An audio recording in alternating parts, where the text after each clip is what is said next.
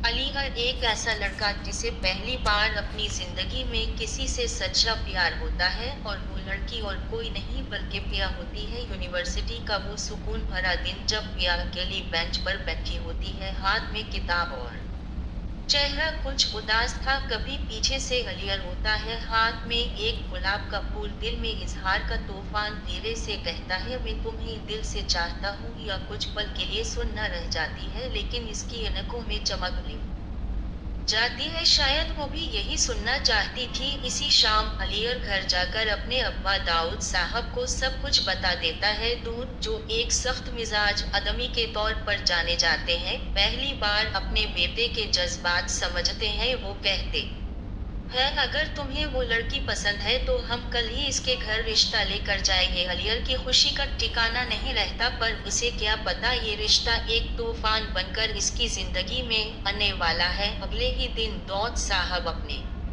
आदमियों से इस मोहल्ले का पता लगवाते हैं और जैसे ही पता चलता है कि वो मोहल्ला सावल का है, उनका पुराना दोस्त दान इसे फोन करके कहता है सावल, हम तुम्हारे इलाके में एक एक रिश्ता लेकर अलिफ रहे हैं। सावल मुस्कुराता है, इसे क्या मालूम ये रिश्ता इसकी तकदीर बदल देगा। अगले दिन दाल अलियर और उनका परिवार पिया के घर पहुंचता है। दरवाजा खुलता है, सामने असलम मूसा। पिया का बाप। जैसे ही असलम की नजर दौड़ पर पड़ती है, उसके चेहरे का रंग उड़ जाता है। वो गुस्से में चलाता है, तो तुम्हारी हिम्मत कैसे हुई मेरे घर आने की? यार कुछ समझ नहीं पाता और असलम सबके सामने दूध की बे सितारा सितारा सितारा सितारा सितारा सितारा कर देता है। अब निकलो यहाँ से, इस घर में तुम्हारा कोई काम नहीं। दवात के लिए ही बे सितारा सितारा सितारा सितारा सितारा सितारा झुर बन जाती है। घर पहुंचकर वो कहता है अलियर, अब देखना असलम की अकड़ में कैसे तौरता हूँ। उस रात दौत असलम पर झूठा प्रॉपर्टी केस लगवा देता है। पुलिस होती है और असलम को गिरफ्तार कर लेती है। जब ये खबर पिया